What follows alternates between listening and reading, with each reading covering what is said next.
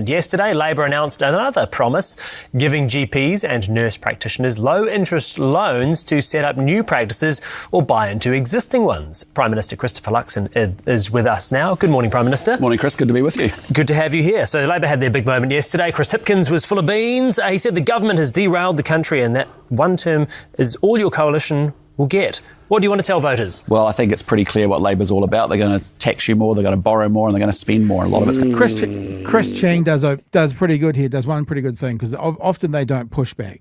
And Luxon's, he's got like a tick at the moment where he goes, everyone's going to be paying 28% capital gains tax, which is not the policy, right? It's on from a certain date, money made above that. And good on Chris Chang in this interview. He did push back, but Luxon stays the course, and he stays the false narrative about just 28%, 28%, which is not the full picture. To be on wasteful spending, and he's already admitted that's the plan. That's the plan that got us into such a mess that we've been cleaning up. And yes, we've had a big job to do over the last 2 years of fixing the basics, but we're also wanting to focus on building the future for New Zealand, so we set this country up for an awesome future. This plan from them about GPs and nurse practitioners seems to have had quite good buy-in, doesn't it? Royal College of GPs said it would remove barriers and encourage more people to become doctors. General Practice Owner Association gave the tick of approval. Simeon Brown didn't smack it down. That feels like a win for Labor. Well, I'll just say it's a bit, I've had a quick look at it. It seems a bit confusing because on the one hand, they want to give low interest rates to GPs, but on the other hand, they want to slug them with a 28% capital gains tax. Yeah, so there you go. So just got the rote out there, want to slam them with that. And then about a minute later, Chris Chang pushed back a little bit. Like, what are you talking about this this blanket, across the board capital gains tax? You mentioned capital gains taxes. How is that going to affect things for them? Well, if you're in a commercial building as a GP or any business for that matter, you're going to get slugged with a capital gains tax. So, The other thing is the word slug is coming out a lot. Like he says it 3 times in this interview. That's obviously part of their 9th floor PR press conference, right? We should use the word slug. You should use the word slug because he says it a lot. Slug with a 20. I don't quite know what it means, but he's using it lots at the moment. As a GP or any business for that matter, you're going to get slugged with a capital gains tax. So, you may be a GP selling your practice, as many of them will be retiring in the next decade, and they're going to be hit with a 28% capital gains tax on that commercial building With the caveat, profits made beyond a date in about 3 years from now. So he's leaving a big part of it out. That they rent that they use as their premises. So, anyone who's in a commercial building, any business, every business is going to get hit with it. It's more about getting people into actually their own practices, though, isn't it? And actually giving them more of an incentive to... Well, our biggest issue is actually workforce and making sure that we can really power up that workforce. And that's what we've been doing. We've put 2,100 extra nurses into Health New Zealand, 600 extra doctors into Health New Zealand. But in the primary care space, out there in the community, that's where we also need to put big efforts. And that's why we're putting big focus on nurse prescribers, nurse practitioners, and GP places as well. Right.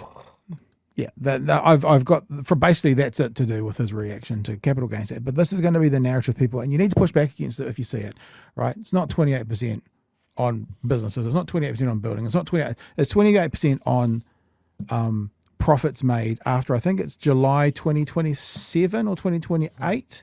So someone who sells their practice in the next 10 years, he said, so they've been a doctor for 40 years.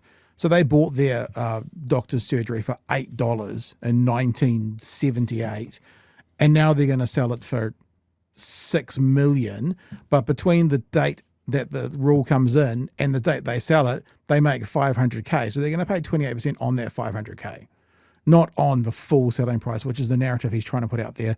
What's the whole National Party and ACT and New Zealand First will put that narrative out there. I know you all know this, right? But we're just making sure that when it comes up in general conversation, you can go, no, 2027, thanks, B. It's only on gains beyond this date. So if any of these so-called doctors sell in the next 18 months, then they pay nothing because it's not in place yet. Chewie?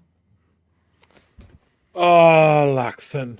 Look, as much as I think this, like my main criticism of this policy from Labor is that it's been shouted out like it's the fucking headline of their conference, and it's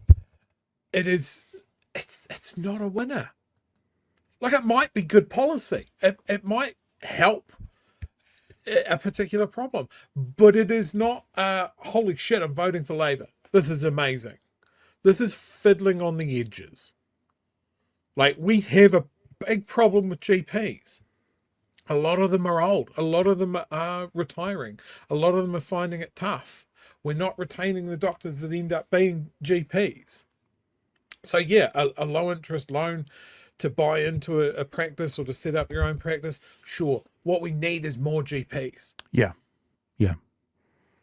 And Luxon, in all of the words that he flung into the ceiling fan, barely had a coherent thought through that entire interview about how he would solve this problem that they should both agree is a thing that they need to worry about. Like, it's completely non-serious. And like, we can use evidence to what this government does when it says they're going to hit a certain target.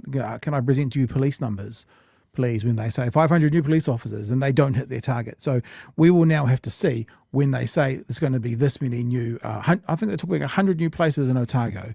Now you need to actually follow through and get those 100 new places up and running like you haven't done to the police numbers you promised.